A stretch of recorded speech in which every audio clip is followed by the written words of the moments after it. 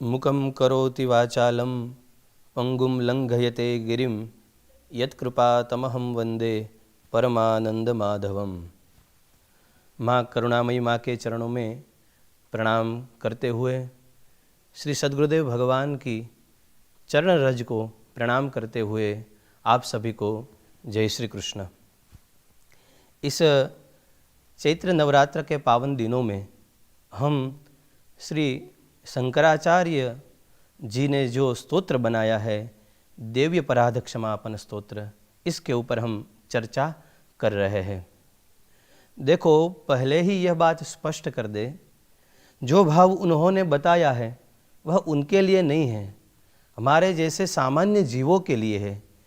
क्योंकि वो ऐसा कहते हैं, मैं मंत्र नहीं जानता हूँ, मैं यंत्र नहीं जानता हूँ, मेरे जैसा पापी कोई नहीं है, मैं आपको भूल गया हूँ। लेकिन ऐसा उनके साथ तो नहीं हुआ है, यह तो हमारी स्थिति है। इसलिए जैसे कोई वकील हो, वो वकालत कर रहा हो, ऐसे ही श्री शंकराचार्य जी हमारी ओर से, माँ करुणामयी माँ से वकालत कर रहे हैं, हमारी वकालत कर रहे हैं। तो यह जो स्तोत्र है, उनके 2 श्लोकों के ऊपर हमने चिंतन किया था। अब तीसरे श्लोक से हम माँ को प्रार्थना करते हैं।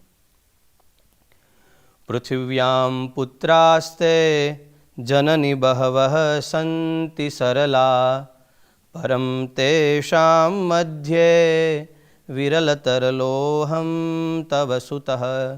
मदीयोऽयं त्यागः समुचितमिदं नो तव शिवे। कुपुत्रो जायेत क्वचिदपि कुमाता न भवति। हे माँ, ऐसा नहीं है कि मैं अकेला ही तुम्हारा पुत्र हूँ। पृथिव्याम, इस पृथ्वी में आपके बहुत सारे पुत्र हैं, लेकिन वो सब सरल हैं। लेकिन मैं जो हूँ वह विरल हूँ और साथ में तरल हूँ, यानी चंचल हूँ। देखो, सब बच्चे जो माँ के हैं वह तो सरल है, यानी भोले हैं, और मैं थोड़ा चालाक हूँ, मैं थोड़ा बढ़कर हूँ, मैं थोड़ा चंचल हूँ। कैसे? माँ को प्राप्त करने के लिए सभी लोग भिन्न भिन्न प्रकार से उपासना करते हैं, लेकिन मेरे पास तो ऐसा उपासना का बल नहीं है। मैं तो आपसे प्रार्थना करता हूँ कि आप मुझे अपनी गोद में बिठा लें। यह शंकराचार्य जी की विरलता दिखाता है कि मैं थोड़ा चालाक हूँ। जैसे कोई बच्चा रो रहा हो तो माँ उसे अपनी गोदी में बिठा देती है, ऐसे ही माँ तुम मुझे अपनी गोदी में बिठा दो। मेरे को कोई भी साधन करने की आवश्यकता नहीं है। अन्य लोग साधन करते हैं, वह सरल है। यह सरल थोड़ा अच्छा लगे, इसलिए शंकराचार्य जी ने इस शब्द का उपयोग किया। वास्तव में यहाँ शंकराचार्य जी कहना चाहते हैं वो भोले है, यानी वह मूर्ख है। यदि हम किसी को कहेंगे कि आपका बच्चा बड़ा ही भोला है तो उसे बुरा नहीं लगेगा, लेकिन ऐसा कह दे कि आपका बच्चा मूर्ख है तो फिर उनको बुरा लग सकता है। शंकराचार्य जी कहते हैं वह सारे मूर्ख है जो भिन्न भिन्न साधनों से माँ को प्राप्त करने का प्रयास करते हैं, क्योंकि ऐसे तो माँ पकड़ में नहीं आएगी। माँ को पकड़ में लेने के लिए, माँ की गोदी में बैठने के लिए एक ही रास्ता है, उनके लिए रुदन करे तो माँ अपनी गोदी में बिठा लेंगी। देखो माँ, मैं तो विरल हूँ, मैं इन सब से थोड़ा अलग हूँ और तरल यानी चंचल भी हूँ। तो माँ, मदीयोऽयं त्यागः समुचितमिदं नो तव शिवे। हे शिवे, यानी हे कल्याणकारिणी, मेरा त्याग करना आपके लिए उचित नहीं है। देखो, यह शंकराचार्य जी ही माँ को सलाह दे सकते हैं कि हे माँ, मेरा त्याग करना आपके लिए उचित नहीं है। हम माँ को यह नहीं कह सकते। गोपियाँ कह सकती है कृष्ण को कि तुम सठ हो, तुम कितव हो, तुमने हमको धोखा दिया है, लेकिन हम तो नहीं कह सकते कि तुम कितव हो, हमारी ऐसी योग्यता नहीं है। गोपियों ने अपना सर्वस्व भगवान के लिए न्योछावर कर दिया, इसलिए उनको पूरा हक है कि वो भगवान को गाली भी सुना सकती है। शंकराचार्य जी ने अपना पूरा जीवन इस देवी विचारों के लिए, अपनी माँ के कार्य के लिए बिता दिया। जो भटके हुए हैं ऐसे बच्चों को माँ से मिलाने के लिए अपना 32 साल का जो पूरा आयुष्य है वो माँ को न्योछावर कर दिया है, उनके चरणों में समर्पित कर दिया है। इसलिए शंकराचार्य जी कह सकते हैं कि मेरा त्याग करना आपके लिए उचित नहीं है, हम नहीं कह सकते। श्री किशोरी जी भ्रमर गीत गा सकती है, वह कृष्ण को खरी खोटी सुना सकती है, क्योंकि उनका पूरा हक है, उन्होंने अपना पूरा जीवन श्री कृष्ण को समर्पित कर दिया। लेकिन हम में ऐसी योग्यता नहीं है कि हम भगवान को सलाह दें। देखो, कई बार लोग भगवान को सलाह देते कि भगवान को ऐसा करना था, ऐसा करना था, लेकिन पहले अपनी योग्यता देखें कि भगवान को सलाह देने के लिए, उन्हें सजेशन करने के लिए हमारी योग्यता क्या है। तो शंकराचार्य जी कहेंगे कि मेरा त्याग करना आपके लिए उचित नहीं है। देखो, नामदेव भगवान को, पांडुरंग को सुना सकता है, और नामदेव ने सुनाया भी है। जब भगवान को थाल परोसा और भगवान ने पहले तो खाया नहीं, और खाया तो फिर छोड़ा नहीं, पूरा का पूरा खा गए, तो खरी खोटी सुनाई है। नामदेव कह रहे हैं, उच्छिष्टाची शिते देवा न टाकीसी बाहेरी, कोणी दिधली एवढी तुझ भूचणासी थोरी। हे प्रभु, आप कैसे कंजूस हैं, आप कितने लोभी हैं। आप पूरा का पूरा थाल खा गए, थोड़ा तो मेरे लिए बचाना होना, बचाते थोड़ा तो मैं भी उससे प्रसाद लेता, मैं भी सुबह से भूखा हूँ। पिताजी ने कहा है कि पांडुरंग को ये भोग लगा के बाद में तुम खा लेना, लेकिन आपने तो पूरा का पूरा चट कर दिया। तो वो भगवान को लालची भी कह सकते हैं, क्योंकि उनका पूरा हक है कहने के लिए। नामदेव कहते हैं, भगवान आपका पतित पावन जो नाम है वह वास्तव में गलत है। पतित यानी जो गिरे हुए हैं उनको भी पावन करने वाले ऐसे परमात्मा। तो आपका यह पतित पावन नाम है वह वास्तव में गलत है। एक काम करिए, जिसने आपको यह पतित पावन ऐसा बढ़िया वाला नाम दिया है, उनको यह जो नाम है वो वापस लौटा दीजिए। क्योंकि यदि आप पतित पावन होते तो मेरे जैसे पतितों को आप अवश्य ही पावन करते हैं, लेकिन आपने तो मुझे पावन नहीं किया।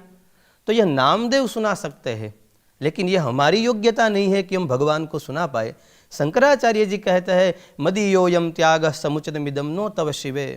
मैंने अपने हर एक रक्त की बूंद आपके लिए समर्पित कर दी, मैंने अपना हर एक श्वास आपके कार्य के लिए, आपके विचारों को फैलाने के लिए समर्पित कर दिया। और यदि आप मेरा त्याग कर देंगी तो यह योग्य नहीं है, यह आपको शोभा नहीं देता। यह शंकराचार्य जी कह सकते हैं। शंकराचार्य जी ने कहा, माँ मेरा त्याग न कीजिए, क्योंकि आप तो शिवे हैं, आप तो कल्याणकारी है। और वैसे भी कुपुत्रो जायेत क्वचिदपि कुमाता न भवति, पुत्र है वह कुपुत्र हो सकता है, कपूत हो सकता है, उनको पूरा हक है कि वह कुपुत्र हो जाए, लेकिन माँ कभी कुमाता नहीं हो सकती। गुजराती में पण छे ने, मावतर कमावतर न थाय, छोरू कछोरू थाय पण मावतर कमावतर न थाय। तो माँ मैं कुपुत्र हूँ, ठीक है, लेकिन आप कुमाता नहीं हो सकती। और यदि आप ऐसा कहेगी कि तुम्हारे में दोष है इसलिए मैं तुम्हारा त्याग करती हूँ, तो यदि बच्चा है वह मेला है, वह गंदा हो गया, तो क्या माँ उसको त्याग देंगी? वैसे भी बच्चा यदि गंदा हो जाए तो पास वाले भी कोई स्त्री कहेगी, तुम्हारे बच्चे को देखो कैसा गंदा हो गया, उसको साफ कर दो। तो माँ यदि मैं गंदा हो गया हूँ तो आप मुझे साफ कर दीजिए। और वैसे भी मैं गंदा हो गया हूँ तो इसमें आपका ही कसूर है। ये शंकराचार्य जी आरोप कर रहे हैं माँ के ऊपर, यह आपका कसूर है। यदि आपने मुझे छोड़ा न होता, यदि आपसे मैं बिछड़ा न होता, तो फिर मैं गंदा भी न होता। इसलिए यह आपकी नासमझी के चलते मैं गंदा हो गया हूँ, इसलिए आप मुझे फिर से शुद्ध कर दीजिए, अपनी गोदी में बिठा लीजिए। तो यह शंकराचार्य जी को शोभा देता है कि यह माँ को खरी खोटी सुनावे। तो यह तीसरा श्लोक शंकराचार्य जी ने अपने हृदय के भाव को प्रकट करते हुए गाया। अब चौथे श्लोक के ऊपर हम थोड़ी चर्चा करेंगे। जगन्मातर्मात स्तव चरण सेवा न रचिता नवा दत्तं देवी द्रविणमपि भूयस्तव मया तथापि त्वं स्नेहं मयि निरुपमं यत् प्रकुरुषे कुपुत्रो जायेत क्वचिदपि कुमाता न भवति। हे माँ, तुम जगत की माँ हो और मेरी भी माँ हो।